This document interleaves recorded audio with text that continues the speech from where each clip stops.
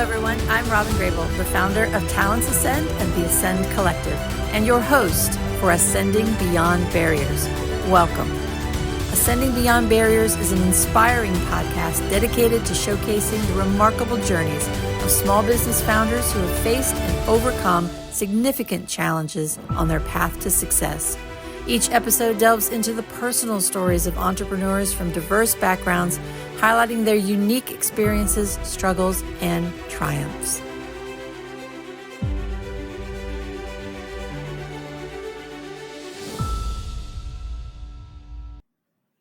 I'm excited, honored to welcome Quintrel Brown on with the show with me today. Quintrel is a U.S. Navy veteran, entrepreneur, and creative visionary dedicated to transforming how communities support artists and entrepreneurs. As the founder and CEO of Kre8 Spaces, a St. Louis-based creative hub, Quintrel leads with a mission to turn passion into profit by providing access, mentorship, and opportunity to emerging creatives and small business owners. After 13 years of military service, achieving the rank of Chief Petty Officer in just 9 years, Quintrel transitioned from serving his country to serving his community. Through Kre8 Spaces, he has empowered more than 12,000 creatives and entrepreneurs, creating thousands of paid opportunities and cultivating a thriving ecosystem for innovation throughout the Midwest. In 2025, Kre8 Spaces was nationally recognized by the U.S. Chamber of Commerce as one of the top 100 small businesses in America, honoring the company's grassroots impact and commitment to advancing creativity, collaboration, and community development. Quintrel, thank you so much for being here. Congratulations on all of that. Oh my goodness, so much to talk about. I'm just so excited to meet you. I actually just joined the chamber, and that's actually how I found your name on the top 100 list. So congratulations on that. We'll get to that, but let's start with the Navy. When did you go in? What made you decide to choose the Navy? And by the way, best branch, but I'm a little biased, but Yes, but yes, what yes. what started your Navy journey? Yeah, well, first, thank you so much for having me on. I'm super excited. I love just kind of meeting people, especially military, who we've been through a lot. So to I see bet. everything after we get out of military is Yeah. always just great to see. But I went in when I was 19 years old. I was just kind of figure out what I wanted to do next. Do I want to go to college? And I kind of looked into college. I kind of looked into the military, and I kind of weighed out which one would be more beneficial. And the recruiter sold me. He said, "Hey, you're gonna get all these benefits when you leave, and you're gonna be able to buy a property, and if you really do your research, you can buy a apartment building, and have the school for free." And I just kind of did all my own research, and I just said this really sounds like a winner here to Yeah. set me up. And I stayed on the course my entire career, and I made sure I got that apartment building. I opened up Good for businesses with you. the benefits from school, and from the VA, and I just kind of really took the benefits that I was given and used them to the best I could. So Wow. All right. Well, my recruiter said just join the Navy and see the world. And so, that was enough for me actually, yeah, because I was in a small town in Indiana and I was like, yes, get me out of here, kind of thing. yeah. So, and 13, you served for 13 years? Yes, I did 7 years active, and then I did the remaining as a active reservist. Okay. Awesome. So Chief Petty Officer, for those who don't know in the Navy, that's the rank of E7. Um, how difficult was that? Because it is an achievement. I actually did the same. I had just made chief when I left the Navy. So I passed the test in January. I got out in April. What? The initiation scared me to death. Scared me to death. Back then, this was 1988. It was awful. I had just watched my now ex-husband go through it, and I was like, I will never survive that. I just never, and I hate it today because I'm not the same person I am today that I was back then. And I think back and I think, darn, I truly missed out. I really wish now and I regret not going through it and just, making it happen. But congratulations on that, because I know Thank you. personally how much of a feat that is and how incredible that is. But did you have an initiation? Did they still do that? I did, and it's still just as rough as ever. They're really big on tradition, so they try to keep everything the same. And when you're right, like afterwards, it's very rewarding. But when you're in the weed of it, you're just like you want to give up, you want it to be Right? over.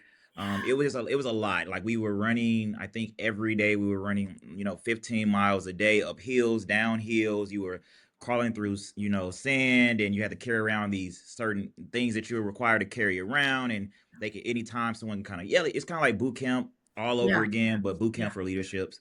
And so it was good for us to come together as because as a yeah. first class you're just kind of like it's me against the world. It's like I'm just trying Right, to win.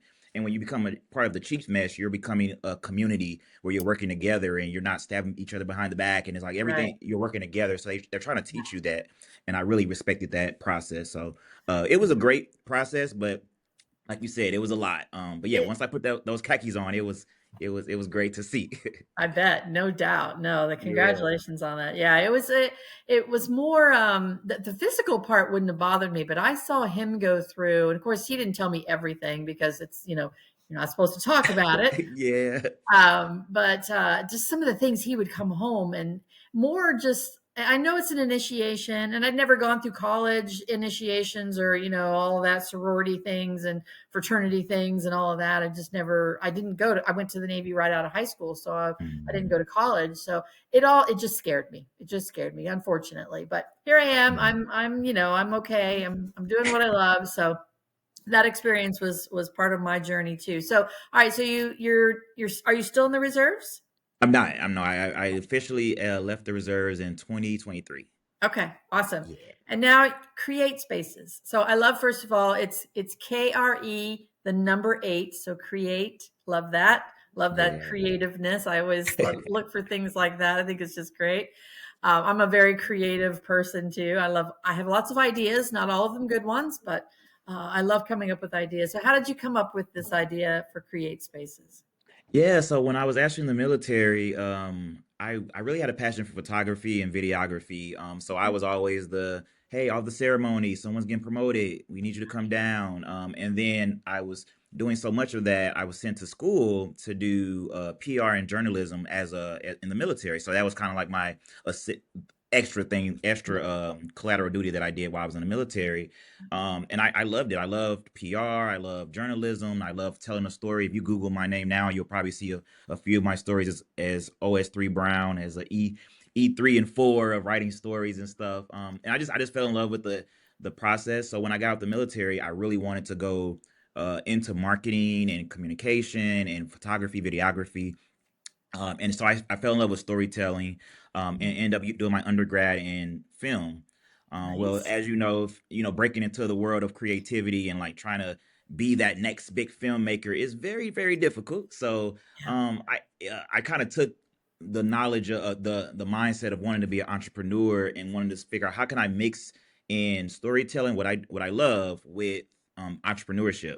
So I created a regular studio, just a small film studio that I can go and create things in. Nice. And I allowed other people to use it as well. And what I learned right away is people love the studio, but they want someone to help them and guide them as well. And I was like, okay, Right. that was an issue I was having. No one really showed me the way.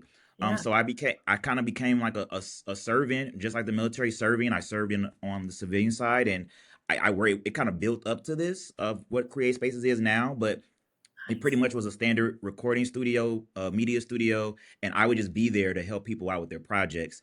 And I decided to just kind of maximize on that of giving someone their mentorship, their consultations, helping them with branding and marketing. Because I eventually took a career right after I got out of the military. I went in marketing full blown. I worked for the Department of Veteran Affairs and the Department of Defense as their marketing directors. So I was just Nice. kind of like deep into marketing, and I said, okay, I could teach people how to market themselves and brand themselves and use Yeah. the content they create here to really go to the next level. So it just became a full blown business after that of myself doing mentorship, consulting, and I just brought on a team of other people that can help me do the same thing, and it just grew from there. That's amazing. Well, congratulations on that. All right. So, Thank as you. we talked about off camera, this episode will air on Christmas Eve. So, Hmm. for all of the entrepreneurs out there, let's give them a Christmas present. What would you tell them? What's your like top 3 marketing go-to tips that you would tell entrepreneurs? Oh, I would say first consistency, consistency, consistency. A Okay. lot of people like they start something, and they, got this fresh idea, which ideas are great, but if you don't kind of push through and make it happen, it Yeah. means nothing. So being consistent is one I see a lot. Okay. And then remember your soft skills. I think a lot of people forget. They're just excited about the journey and everything. They forget about just responding to an email, communicating when you say you're going to do something, following through. Your Sure. word is everything. So I'm really big on your soft skills. The way you dress, the way, when you first meet someone, eye contact, the simple things. I'm really big on those. And then the third thing I would say is your brand is your legacy. So Mm, everything you do, everything you put out there represents you long term.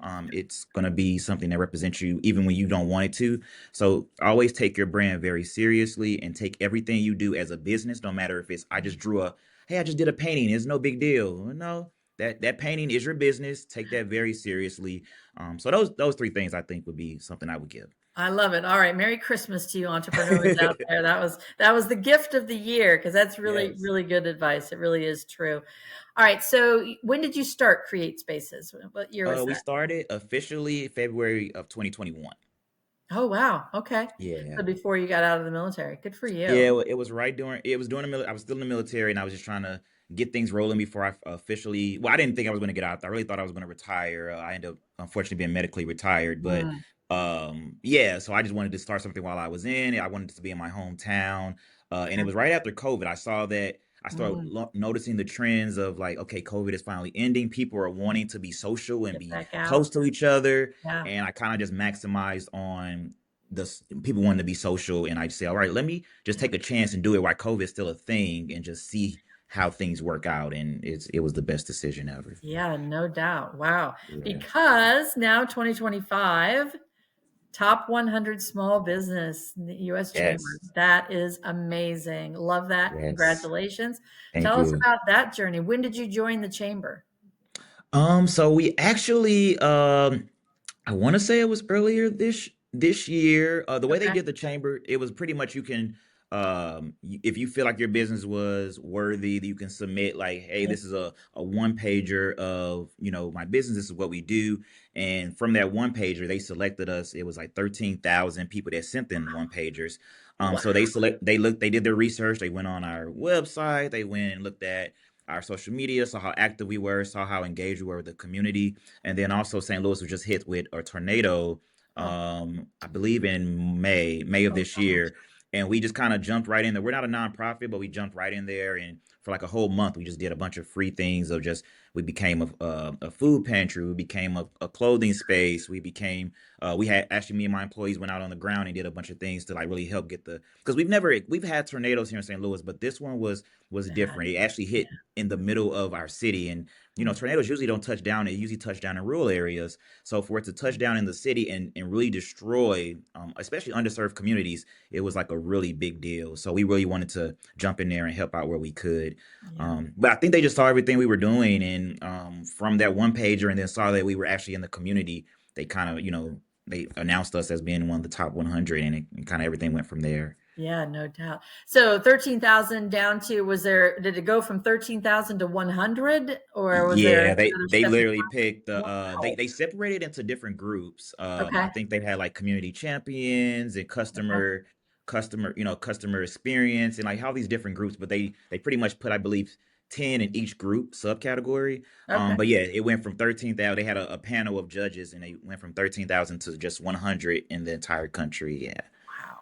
And you went to the ceremony. I unfortunately I was supposed to go, and I'm so sad I missed it. But I had to get a tetanus shot at the VA, Mm. and ended up getting some sort of reaction to it. So I Oh was not wow. able to travel, unfortunately.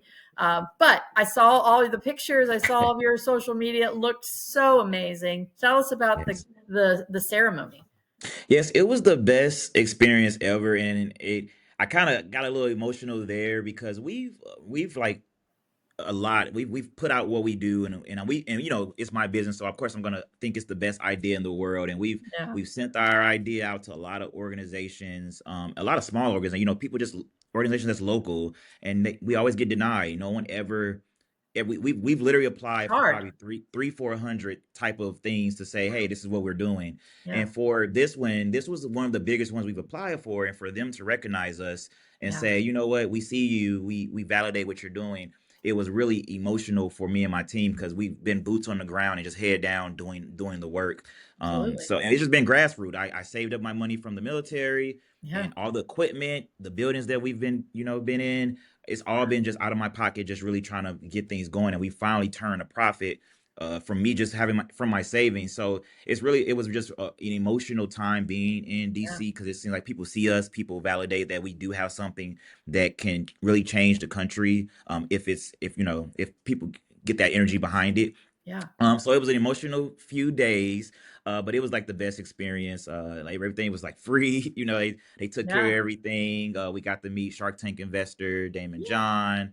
Yes. Yeah, no, it was just a pretty cool experience. So I have no complaints. 10 out of 10. I would definitely go back and do it all over again. Yeah. Awesome. Did you actually get to meet Damon John, or was he just in the room like speaking, or did you get to like be up close and personal with him? Yeah, so they did like a panel where he kind of just talked that we talked where they Yeah. talked to the room, and then anyone that was a top 100 got to do a personal meet and greet with him. But it was 100 of us, so of course he couldn't Yeah. meet with everyone. So it was Ah, more so of a photo op. okay. Got any quick little things you want to say, and Yeah. he signed one of my business partners had brought him a one of his books that he's read, so he signed his book and everything. So we didn't get to sit down and like talk to him one on one about Yeah. Kre8 Spaces, but we were able to like really be in the room with him and get some of that knowledge. Nice. Well, no Yes. doubt he knows your name, and being in the top 100. I mean, it's not like you're, one of 13,000. You're like one of Right. 100. That's amazing. So again, Yes. congratulations.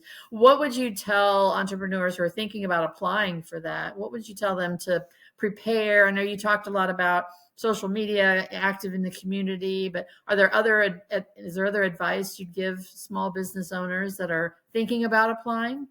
Yeah, what I noticed the trend between every 100 business is we all had some kind of social impact to our Mm, business. okay. It wasn't like a lot of it was companies that they own a product, or it was some that was an automotive. I think the one that won the top because it was like the top 100, but then you had the top. They chose one business to give $25,000 to, Yeah. and that business was an automotive company, but he Yeah. he does not internships, like some kind of accelerator for people that's underserved, where he Yeah. like teaches them, and like part of it is a educational facility, and then Yeah. once they graduate from there, he makes sure they have jobs throughout all his spaces. So what I've noticed is like all of the businesses have some kind of they're doing something for the community to they're making their money, but they're also doing something to give back. They're really building up the community and showing what it means to actually work with other businesses as well. So that was a trend I noticed with the top 100. So I would Okay. tell anyone that's thinking of applying, just keep in mind that what are you doing something to help the community out, and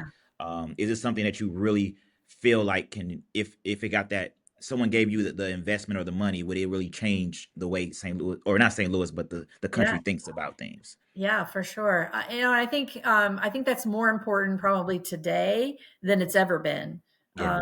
because I think COVID brought a lot of that out in people. All the hardship and all the tragedy that came out of COVID. I think there were a lot of good things that came out of it too, and I think community support is one of those things. I think we're much more community minded, and people are Hmm. getting much more recognition for being community minded. I think Yes. so. Great advice. So what you've helped over 12,000 creatives, entrepreneurs. Give us some examples of people that you've worked with and the success that they've had. Yeah, so our target market is anyone that's a freelance or emerging in the Okay. entrepreneur or creative space. So if you're someone, I'm a music artist, I'm just getting started, I need help. I'm a photographer, videographer, I need help. Or not only do I need help, but I would love to see if I can get freelance jobs after I showcase my skills. Visual artists, entrepreneurs that are first having a product, they're trying to figure out how to get things going. We help. That's kind of our target audience in our realm. Nice. So we kind of help them with first we do a consultation with them and figure out what is your idea. We give them a free checklist and free resources. If you don't want to join the membership or join our space, we give you plenty of free resources, and we do weekly community events to bring you together with other entrepreneurs so you can collab and network with them, and it's all free. But then we have our space where you pay a monthly subscription, and we mentor you, we counsel you, we give you we have a physical space, so we have all the multimedia rooms. Our workers work for you, so for 24/7, 7 days a week, 30 days out of the month, my workers work for you for no extra charge, where they do all your Nice. commercials, they do all your photography, they do all your branding, social media. They sit with you and talk about, okay, did you think about an LLC? Did you have the permits ready? Like they really help you out. It's an incubator for you to think about things you probably didn't think about if you were on your own. We're kind of like that accountability partner for you through your journey. So we pretty much start with you, and we're kind of like a space to where, like, once you get things, you understand things, we put you in our last phase, which our last phase is where we do partnerships with different organizations that pay people to do, like, they pay for music artists, they pay for visual artists. So once you kind of graduate from all the things that we've helped you do, we now put you in place to go work for these other organizations where they pay you to continue doing what you do, because now you've shown that you have the soft skills, you know how to do business, you know how to do everything you need to do to sustain yourself outside of Kre8 Spaces. So that's pretty much the Oh the my God. process of us from beginning to end. You kind of graduate from with us, and you go out and do big things, and of course you pay it forward by coming back and becoming an alumni or becoming a mentor, or just Okay. showcasing this is what I've done through Kre8 Spaces support, and it kind of just snowballs that way. Wow. Okay. So when are you coming to Greenville, South Carolina? Wow, that's amazing, Quintrell. I Yeah. mean, just the whole model of what you're doing is just, I mean, it's truly, I mean, it's a game changer for people and life changing for people who, Yeah. I mean, I just will speak for myself too. It's like, I had this idea that I knew I wanted to build, a skills translation, because from getting out of the military, not being able to understand how do you say what I did in the military and make people in the civilian world understand it. So I Yeah. built a skills translation, but I'm not all the other things. Like, and you Yeah. have to be all the other things in order to make a small business work. It's hard. Yes. It's a roller coaster of highs and lows. So, is there plans for you to take this model and franchise it or bring it to other cities? I have been thinking about that. So right now I'm at school right now. I'm in grad school for I decided, like, after I did marketing for a long time, and I was like, okay, what's next? What's next? And this is right before we actually were announced the winner. I decided to go to grad school. Okay. I actually have my hoodie on. I go to Yeah, Washington there you go. University in St. Louis. Very prestigious school here.